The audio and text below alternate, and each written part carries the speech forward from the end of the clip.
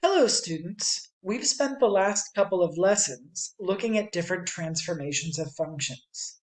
We've looked at horizontal and vertical translations or shifts. We've looked at reflections, and we've looked at shrinking or stretching, all of these horizontally or vertically. Now, what I want to do here is I want to use the online graphing calculator, desmos.com, to have a more animated view about how changing the equation for a function changes the graph.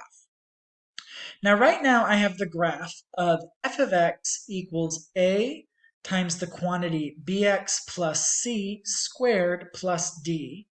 And I have sliders here that let us control the values of a, b, c, and d. Right now, by default, I have a and b equal to 1 and c and d equal to 0.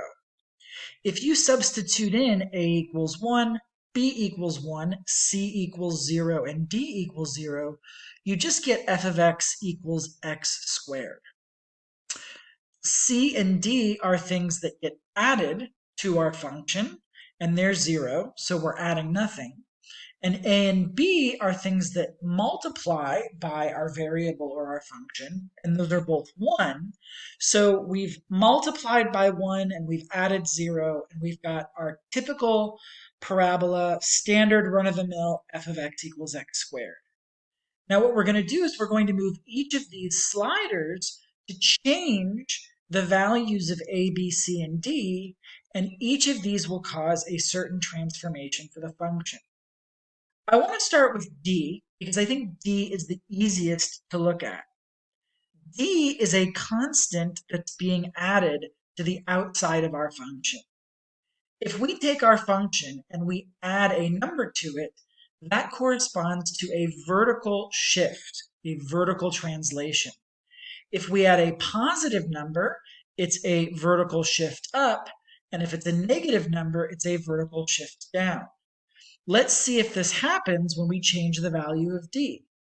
If we make D positive, we can see that the graph and all of its points are shifting upward. If we go and we make it negative, we can see that we're shifting downward. So this slider gives us a visual representation that confirms the theory that we were working with earlier. I'm going to take this and move it back to 0. Now, the next thing I want to do is I want to look actually at A. A is the number that our function is getting multiplied by on the outside. Now we know that when we multiply by a number, we multiply our function, that gives us a vertical stretch or shrink. If we're multiplying by something larger than 1, it should stretch things vertically. And if we're doing it less than 1, it should shrink things vertically. Let's see if this works. If we make A larger, you can see that the points are moving up and we are stretching vertically. And if we make it smaller than 1, we can see that the points are moving downward and we are shrinking it vertically. In fact, if we take the value of A and we make it negative, we know that multiplying the outside of a function by a negative will flip things vertically. So if we let A be negative, we can see here that we actually have a vertical reflection, a reflection across the x-axis. All right, I'm going to reset this to 1 now, and then we're going to look at C and B. So C is the number that's getting added to x inside the function. We know that that corresponds to a horizontal shift or a horizontal translation. But remember that horizontal things work differently than vertical things. If we add a positive number to x, that actually gives us a shift to the left.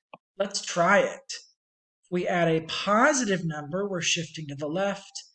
And if we add a negative number, we're shifting to the right. You can see here how varying the value of C shifts this graph left and right. And then finally, our last one is b.